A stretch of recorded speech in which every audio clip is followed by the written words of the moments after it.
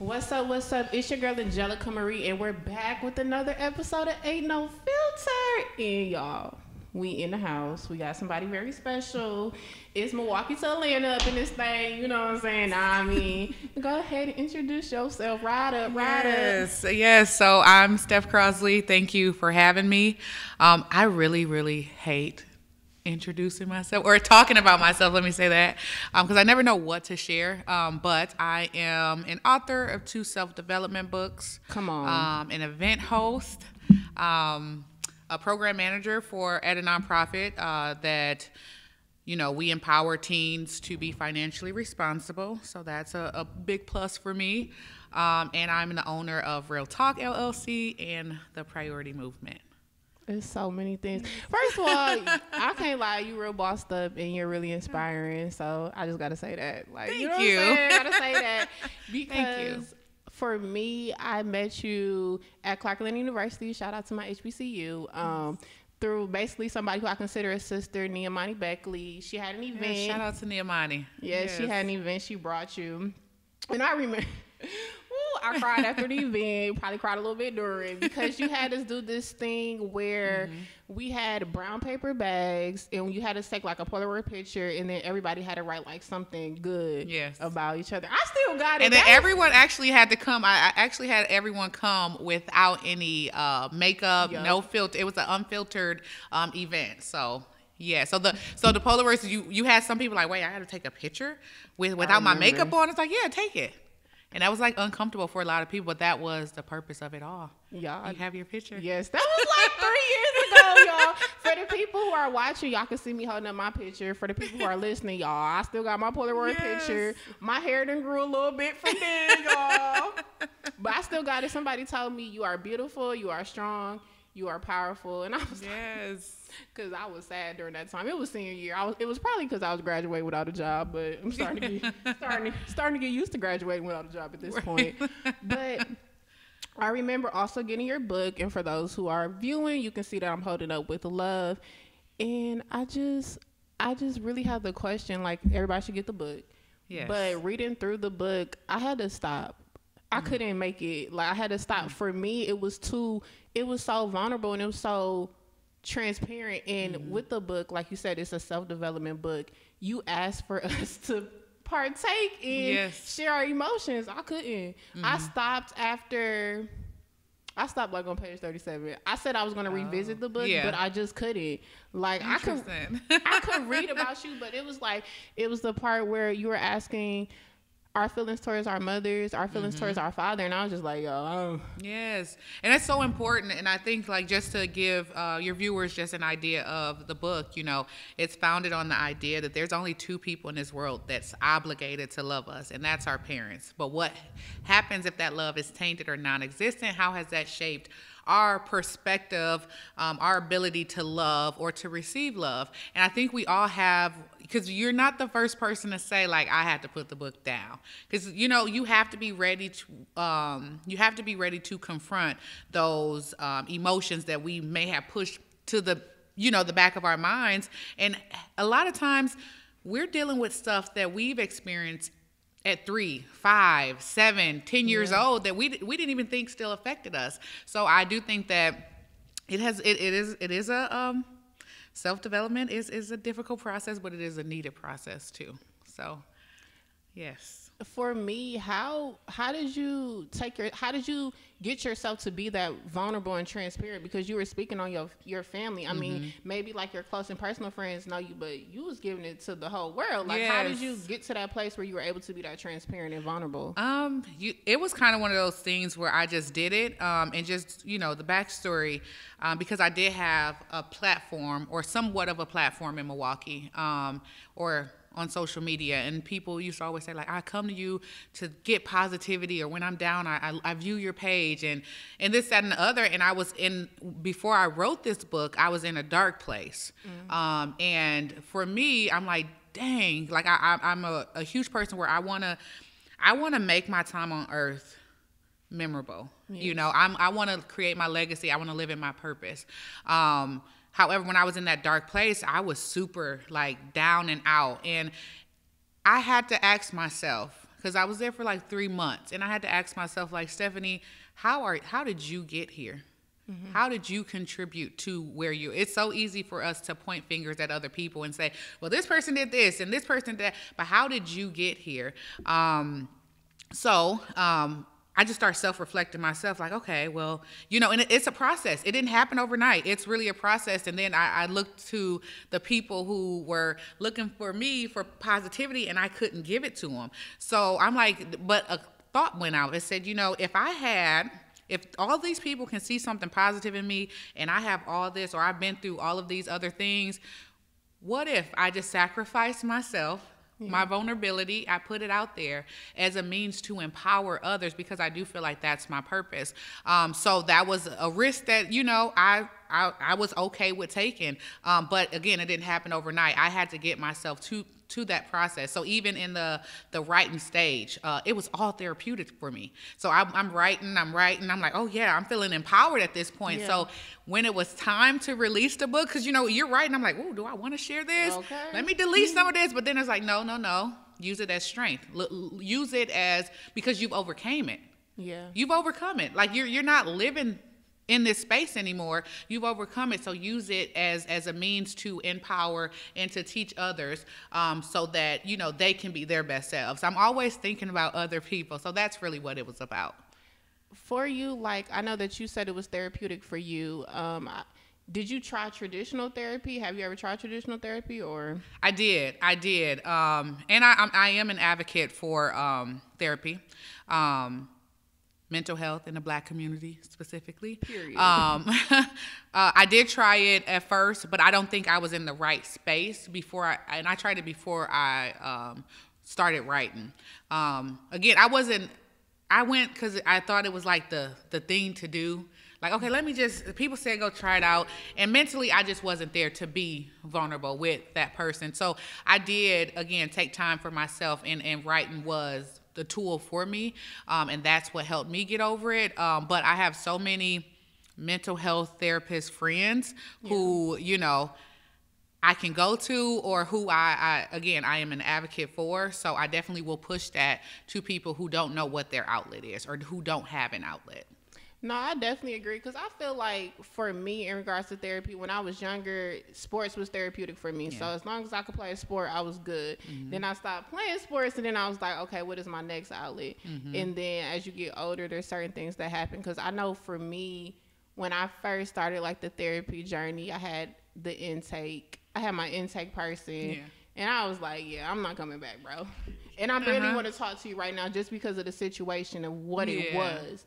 And then I waited a couple months, and things still wasn't getting better. So I went back to therapy, ended up with a Black woman, because I had a white man. And I was going for essentially like grief counseling, and then it just became me in there crying every day. But shout out to my therapist. You need that outlet. That was an outlet for you. Yeah, I need to get back in therapy though, child. Yes. It's just a lot. But even with the book, you spoke on like your mother and your father, like, your mother being on drugs and then your father being incarcerated. How did you kind of like end up forgiving them and like moving forward and everything with that? Yeah. So with that particular situation, so with my mom, I don't think I ever, or even at 33, I still don't resent my mom. Mm-hmm. And I want to speak to just like that, the mother's love. Yeah. That's a real thing. And even though like we've been put through situations because of her decision, she was still there, and it's hard for some people to comprehend that. Like, wait, but she's still, I'm like, that's still my mom though. Like, I still don't cuss in front of my mom. Like, it's just certain stuff that if my sisters, they call her by her first name, I said, no, that is your mom. So put some respect on her name. Because at the end of the day, if she didn't have us, I wouldn't be here. And you have to appreciate the struggle. But it wasn't until I went to school.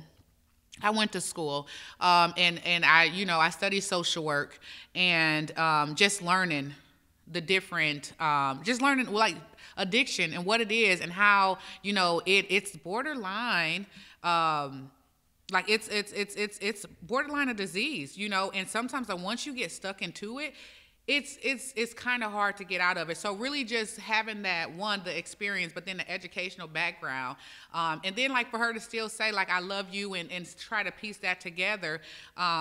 I don't think I ever like really resented her once I know, and I had to kind of explain that to my sisters, like it's an addiction, like she can't just like, it just doesn't turn on and turn off, like, so I think that's one of the reason, making peace with just the experience and taking every negative and turning it positive has helped me to forgive.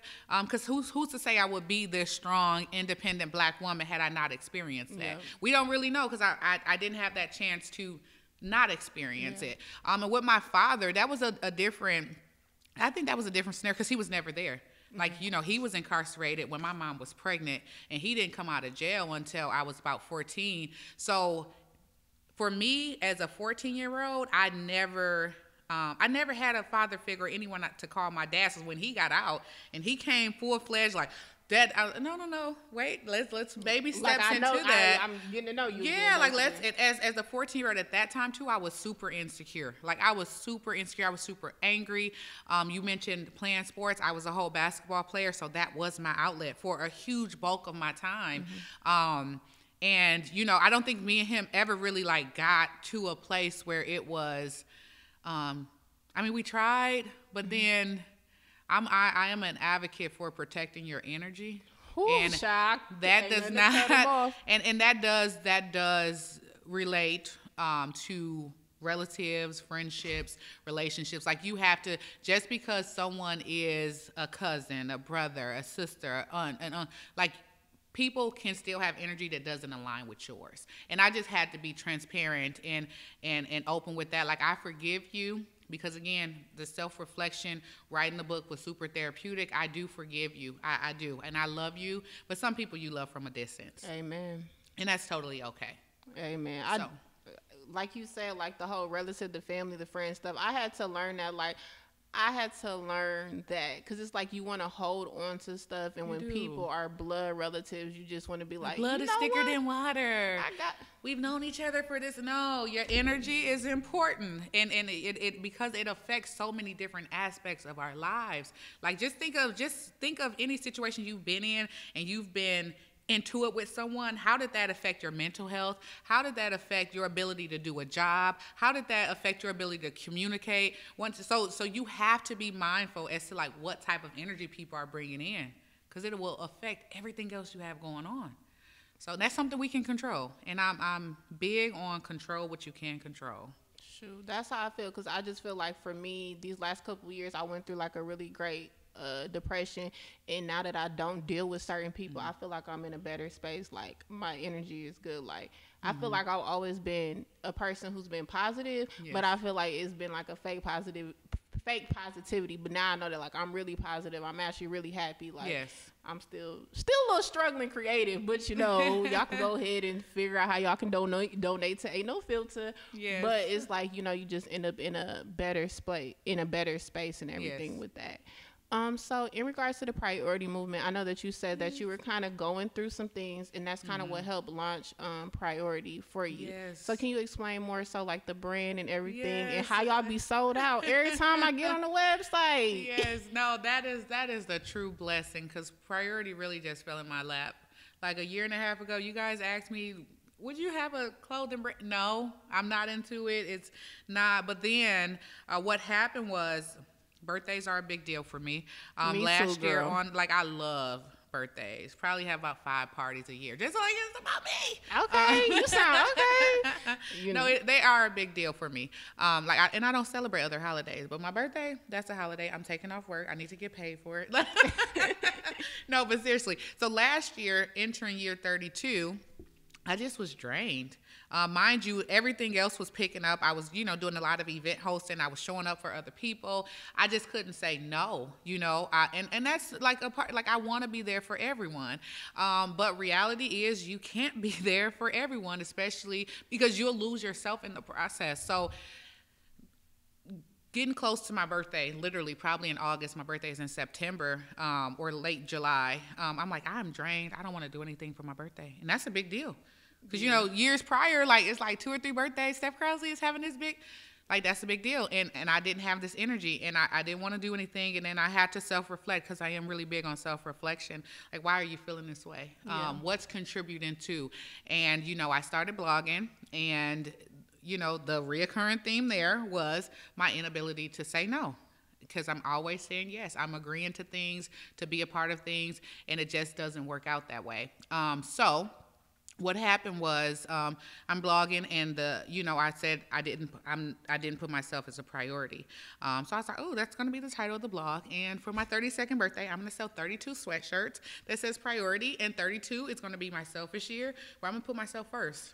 Come on. Released the sweatshirt on my birthday. It sold out in a couple of days, and then you had people like, wait, can I get a sweatshirt? Can I get? I said, oh, so I need to get more. Y'all trying to tell me I have to have more options? Okay. Yeah. And you know, I started with handwriting every thank you card to every person, like literally, like making it personalized. Yes. Doing personal deliveries, because it was important, just the whole concept of, you know, you have to put yourself first. No matter, you know, as women specifically, we are natural caretakers. We will take on the whole world and won't break.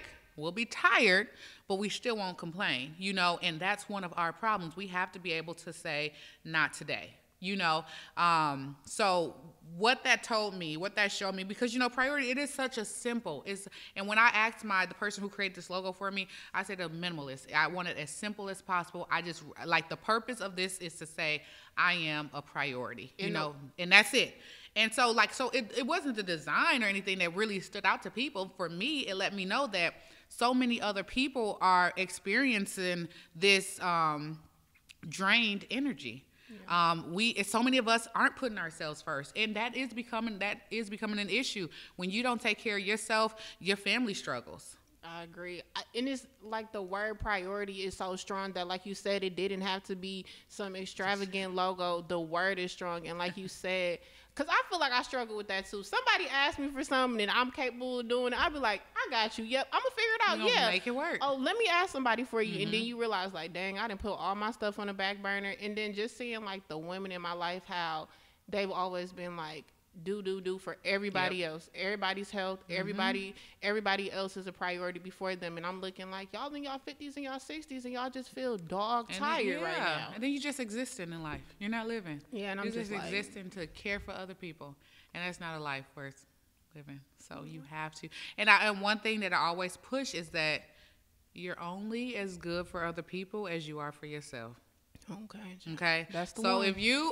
if you are not taking care of yourself, what you're doing for other people is probably literally the bare minimum, because you only have the bare minimum in you. So just imagine if your cup stayed full and you still wanted to do, you know, other things with people, and now you can produce at the maximum, you know, strength. Like you probably would be, the results will probably be so much greater. But you have to take care of you first. How did you figure out how to tell people no? Because I feel like I struggle. No. Like, no. I be like, yeah. And don't feel bad about it. I just be like, yeah, I'll figure. No, you got to be honest. Like, you know, either you offer an explanation, because for one, I'm that person where I'm like, dang, I feel bad about saying no. Well, let me just tell you why, because I don't want you upset with me. I am. So I'll give, like, I don't have the time, or I need this is my alone time. I need this time. Just being honest in that regards, or just flat out saying no and walking away. And if you have to yell and scream in your car afterwards, it gets easier. It gets easier, but you have to start by saying no. No. All right. I'm going to work on it. No. No. Yeah. Period. No. Like, I have to work on that, because I know I'd be like, yeah, I'm going to figure it out. But also, even with you being like a media personality, I know you also have your show in Milwaukee, and you've been interviewing a lot of different local people, some of the young prodigies for basketball, and some of our young business owners in Milwaukee. So what made you want to start focusing on those kind of areas in Milwaukee as well to showcase? Yep. So Real Talk came about in 2015, and the idea for Real Talk is to encourage and promote healthy and honest dialogue. Mm-hmm.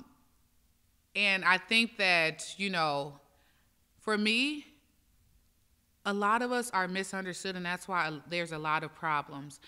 And that's because we don't communicate. Like, we just assume what we want to assume about other people, about other businesses, about just stuff in life that, it causes us to have tension with other people, and it's unnecessary. And it could be all, it can be all avoided with one simple conversation. So that's really the push behind Real Talk. But then also, reason why, I like to use my platform to uplift and motivate other people. I think that there are a lot of people, and I'm okay with sharing my platform to other people. So if I have a platform and you have something going on, come on, let's talk about it, And I think that, just giving that energy to other people, it'll eventually be reciprocated in some way. If I like to keep the conversations relevant to what's going on, and find people who can, talk about whatever the subject is that we're focusing on, and bring them all on the show and just have the conversations. So that's really how it's really. I don't plan it.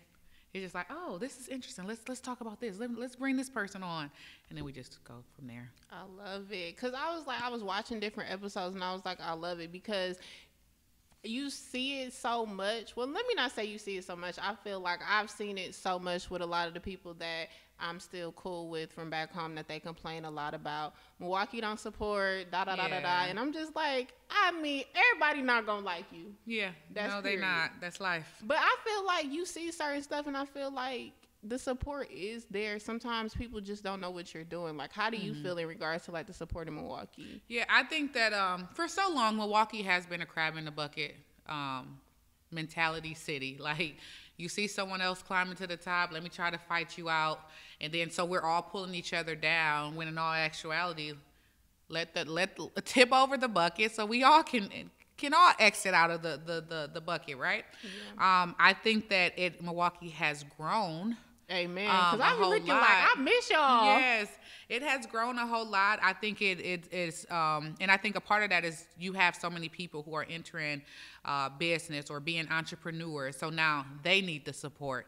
So because they need the support, they're supporting others. Now, whether it's genuine or not, who's to say? But the fact that it's starting, you're starting to see more of it.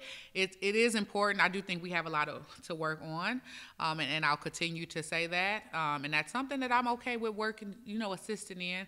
I've always been a person that supported everyone, and I will continue to share a platform for everyone, because at the end of the day, what's for you will always be for you. And there is nothing anyone else can do. You are, and that's what I tell people, like, you're responsible for that energy. And even if the support doesn't come right away, continue being true to who you are, continue being genuine in your support of others, and it always comes back. May not come back when you want it, but it does always come back, and it comes back tenfold. So again, I think the community culture in Milwaukee, it's definitely growing. We've taken some major steps forward. I agree, because I went back home in, I think that was October. I went back home in October to see everything that was going on and stuff. Went to some sipping shops. I know, y'all, it's a pandemic. I got it, y'all. I understand. You wore your mask, right? I did wear my mask. I wore my mask, y'all. But, I saw so many great black business owners. It was hosted by a girl named Brianna. Okay. She owns like the Trap Fashion Boutique, something like that. But she had she hosted a sipping shop, and there was so many other like black business owners. So I thought it was so great, and I was like, when I come home, I want to support, because everybody who know me or met me in Atlanta know I'd be like, I'm from Milwaukee. My name is Angelica. I'm from Milwaukee. Yes. I'm from Milwaukee. You're from Milwaukee. Like, yeah, it's Milwaukee. Yes. Yeah, it's black people there.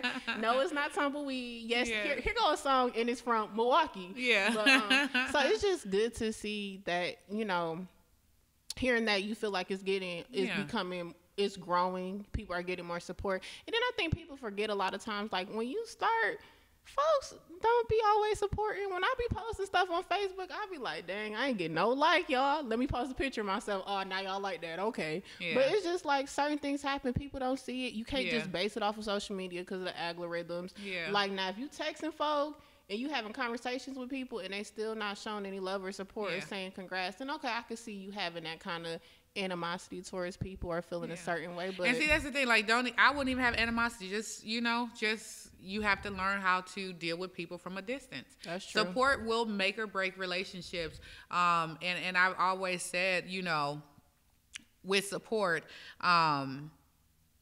there's different ways for people to support you. And I think sometimes we get so caught up in only one way. Like, well, you didn't buy anything from me, so you don't support me. But there are so many different ways you can support other people, especially in business. So it's important to know what type of support you're looking for. So it's like, even with your friends, like, you can think that the person's not supporting you, and this person done told 17 different people about your business that day, and they never even brought it to, they didn't tell you, because it's natural, it came natural for them.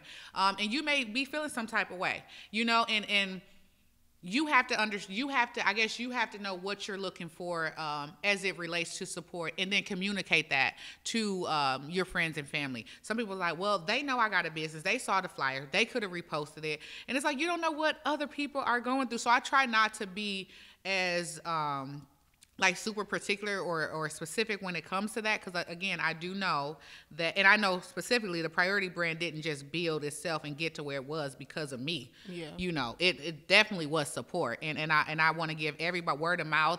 People, even if people who just bought the shirt and posted a picture without even tagging me, the fact that they did it, that's support. And it's so many different ways we can look at it.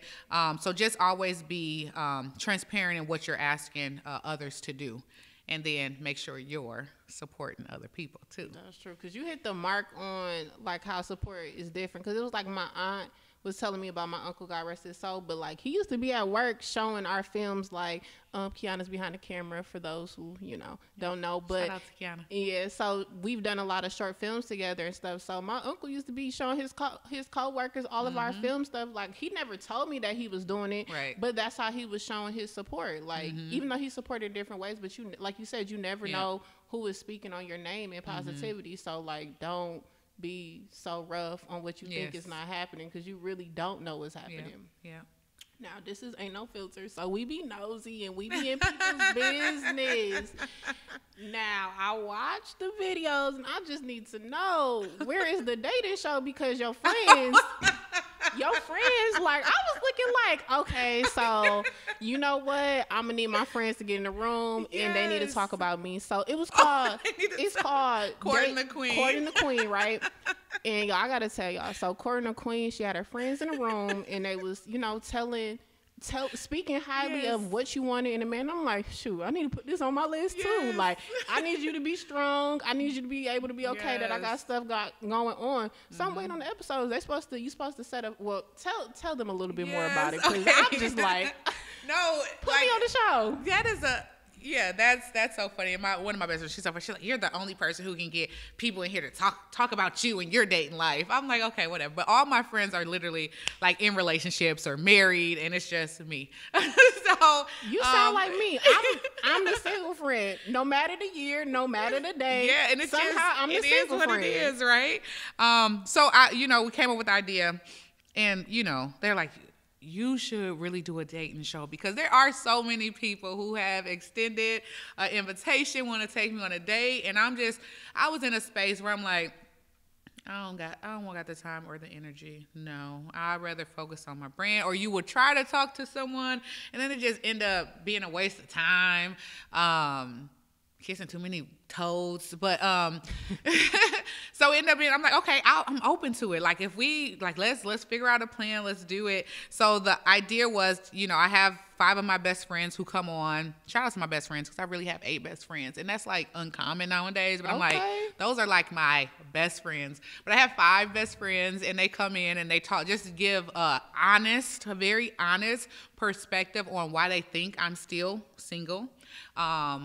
What my flaws are, what I'm looking for, and this is completely unscripted.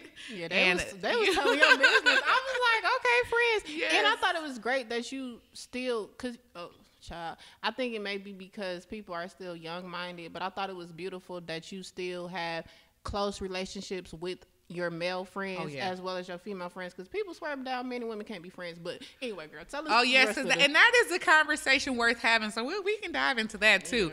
But no, so the idea was for them to come in, you know, and to find dates and to put me on blind dates, right? But we stopped it. It's like a pilot, so we stopped it after that initial filming. Well, we didn't really stop. We just didn't. I just get anxiety when it comes to dating. Like, just to be completely honest, like being in a close space with a stranger and knowing that, you know, it may or may not work out. I don't know. I think I overthink things if it's planned versus if it just came spontaneously. Then it's like, if you see me out, I'm like, okay, yeah, let's talk, let's do this, let's do that, and we're chatting it up. Like, that's probably the best way to see me and get like a true, genuine conversation.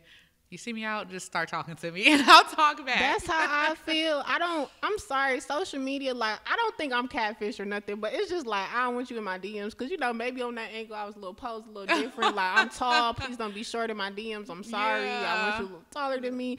I do like the in-person connection more than like. And I think that too, like, and just being from Milwaukee and being like Steph Crosley, I think that people, you famous. I'm okay. I think that people already have like an idea of who I am, and I've experienced it to where this has been my dating experience. People want to be who they think that I want them to be, and it comes across as just fake, and you just like don't want to be in that space. Or I've had men who look at me and they see this like perceived strong, independent woman, so they take that and then they try to like dumb me down.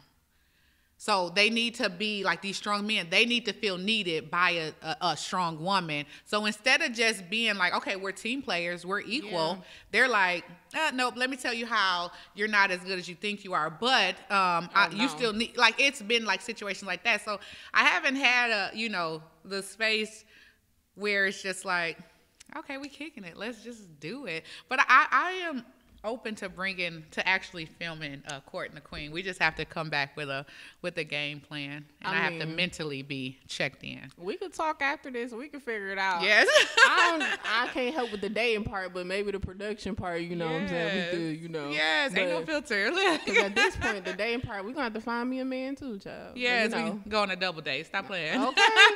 That little brother. No, he can be older or whatever too. Like, we'll make it work. Like that, you know, nothing past 40. You know, something like that. You know, I'm a little, because if you looking for kids, because, you know, Eric Lennon said don't date these niggas till they 43, and, you know, I don't know.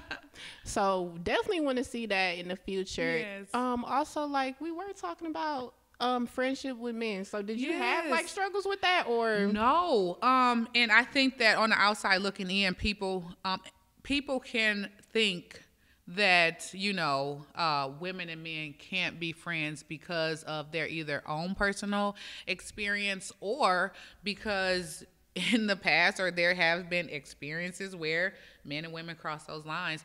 I'm very grateful that the men who I consider my best friends, we've never had any sexual, they have not shot their shot. You know, it's never crossed those lines. It really came on some business, probably most likely we started as business, except for one. It was like business transactions, and then that just went from there. And it was just like, you just find that you're super comfortable, and, you know, you can be totally, so no, I'm not just Steph Crosley, I can be Stephanie. You know, I can walk in with my braids under my wig and not think twice. Like, I don't even care if you think I'm attractive or not, because the friendship is just so genuine. And I think too, like, they all have significant others, so shout out to them and their significant others. But two, it's the beauty in building that same relationships with or similar relationships with their significant others, to let them know, like, you know, it's because I came after. In a couple of situations, I came after the relationship was established, the marriage was established. So, you know, that's always a tricky part. Like, you ain't getting no new best friends, and I'm your wife, or I'm your significant other. So just to have the relationship and foundation with the significant other is important. And again, be genuine in your friendships, and I promise you, they can men and women can definitely be friends without crossing any boundaries. No, I definitely agree because I got blessed with a lot of great male friends. I mean, I say out of all of the guy friends that I've had, only one has tried me, but we were cool in middle school and he tried me as an adult. Like, I'm just like, nah, I'm sorry. Be friends. Yeah, we still gonna stay friends. Yeah. But like you said, the significant other thing, I think that's very important. I know that for me, I was in one situation where I was close with the girl. We were really good friends. And then I became cool with the significant other. And then they broke up. And I was like, dang, me and him, that's broke. And he's in a new relationship with somebody else who I'm very cool with. And I'm just like, we just remain friends. Like some people, y'all, friendship outlasts the relationships. But I do think it's very... friendship foundations are important, though. Yes. Like, you know... And in a relationship, like just having that foundation is so important. And you know what? It's so funny. Someone actually just asked me on social media. They said, "You speak so highly of your male best friends. The way you adore them. Do you think, because of this, that it makes it difficult for you to date because you hold them to the same standards you hold your best friends?" Ooh. And that was, I'm like, you know, I think like, damn, am I being too tough on other people? Because I do have these wonderful examples of black men. However, because I have such close relationships, I also know that men aren't perfect. Mm-hmm. You know, so when I say they're best friends, like, no, we're best friends. Like, not just social media friends. Like, we're like, these are people who I consider, like, to be, if I was to get married, listen, husband, they need to be on your side. Yeah, like, yeah, what you want like them to for do? real. Seriously. So I do think very highly of them, but I see their flaws too. So I don't hold that against everyone else. But because I see like really good qualities in them, I know that it's out there. So because of that, I won't settle. No, that's facts. Because I be looking like, okay, I know how my guy friends move and how they protect and how they still feel secure in who they are and still feel like they can be Those strong are men. Like, so I know I'm not looking for someone to be exactly like these men that I have in my life, but shit, you have to possess some really good qualities, though. Yeah, for sure. Period. And they out there. Okay, I don't know where they at, but they out here somewhere. DM. Well, no, don't DM me. Well, don't. Well, I'll figure it out. Find me somehow, some way. I know God waiting. Maybe God waiting for me to become a millionaire to see him, and that's fine. You know, and that's what I'm saying. Maybe God He wants me to be in a space to where, you know, I have my own stability. Mm-hmm. You know, and once I get my stability, my soulmate and his stability gonna come together, then we just gonna build some joint stability together, because we all have baggage. We do. Yeah. You have to be realistic with how big, how heavy your baggage is. Are you really ready to date? And that's what I had to ask myself, because I was single for 6 years, or I've been single for 6 years. And I was okay with that, because I'm like, I'm not in a mental space, an emotional space to even date anybody, because I don't want to bring, I don't feel like I'm in a space to where I'm okay. Like, we're going to bring baggage. Okay. Now, whether it's 5 pounds or overweight 100 pounds, that's the difference. And so I don't think that I'm not waiting to be perfect for someone, but I am waiting until like I am in a space where I'm like, okay, if I'm gonna give it and you're gonna take it, I'll be okay in this give or take process, or unleashing what I do have, because I ain't perfect either. Let me just throw that out there. I'm not either. I be trying to work towards being a great person, but I'm a great person. I ain't perfect though. You know, period. Like that. Because I'll just be like, well, I be thinking about it. That's like my friends be like, so what's your deal breakers or what's this? And I'll be like, you know what? I'm probably not actually ready for this, because I just don't cheat on me. That's not good enough. Like, I need a little more. I need to make my list a little longer. I mean, you know what I'm saying? I need some ambition for you, but like how, like my friends, like their list of what they really want, I'd be like, you know what? I'm gonna go back to the drawing board. Yeah. 'Cause I don't know. Yeah, you just really have to figure out what works for you, but then you don't know if you're not out here experiencing anything. That's true. I be in the house. That's the other thing. I be in the house like, but in regards to all of that, you know, I'm so happy that you were able to come on. I always ask, is there like any final words that you want to say? And then I always ask, when you come on Ain't No Filter, what is some advice that you would give to anybody listening or watching? Yes. I would say I'm really big on just the self, like you. I don't think we spend enough time focusing on ourselves. Focus on yourself. Focus on yourself. And when I say that, I mean, like, get to know who you are as a person. And especially now in this generation where it's ran by social media, we can get so caught up in creating an image that we think other people love or that is accepted by other people. And we become someone we don't know. So I really want to encourage everyone who is listening to just take some time to like learn who you are, learn what you like and what you didn't like or don't like. And that's how I actually got out of my dark space I was in. Cause I'm like, okay, Stephanie, what do you like to do? You know, do more of that. Mm-hmm. You like to host events. I actually went to school for TV and radio broadcasting, but I switched my major because I didn't have the security, the confidence to be in front of a camera. Life comes full circle because look at me now. You know what I'm saying? But I was not ready to be in front of a camera because even when I did Real Talk, I was paying people to host my events.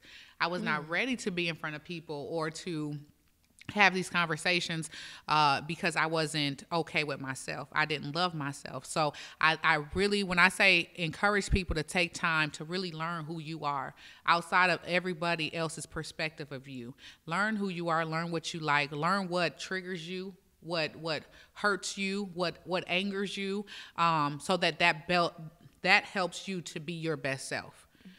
So that would be like my main, because that is, and the self is so important in everything that we do. The relationships we build with others or that we don't build with others.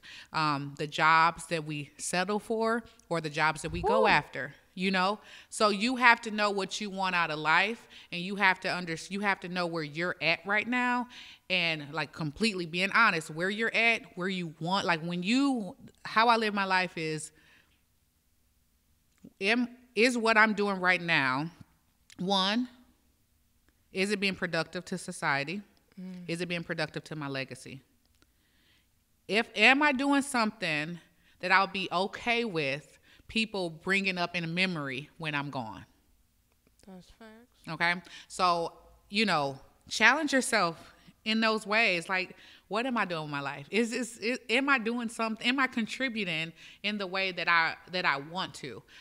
So that's really, I know I said a whole lot of stuff right here. It just took a whole lot from your question, but that was needed, because that's so important. Like, just that self, I can't push that enough. So love yourself, learn yourself, and love yourself. No, I agree, because you were saying some stuff about them jobs, but I think for me, my advice, child, you said everything that I felt like I needed to say, but I would definitely say take risk. Take risk, because you just never know. And I know that we live in this world where people say you got time, don't rush your process, but it's like you don't really know how much time you have. 2020 showed us. No, period. It ain't a lot of time out here. Yeah, and it's crazy. Like, I have this voicemail in my phone from my uncle, God rest his soul, but he wanted me to work on this documentary with him about mental health. And in the voicemail, he says, "We got time. We didn't have time." And he's just like, how do you not rush yourself? But I just want people to remember, like, we only have so much time we don't know, but please enjoy your life. Like, make sure that you're living. Enjoy it, because you don't know when your time is over. But like, still trust the process, but still get stuff done at the same time. Yeah, trust the process will take risks. That's part of the process. That's the advice I wanted to give. I wanted to say it like that. Yes. What you said, just like that. Well, I want to say thank you to everybody listening and watching Ain't No Filter. It's your girl, Angelica Marie. And Steph Crosley. Thanks for having me. Yes.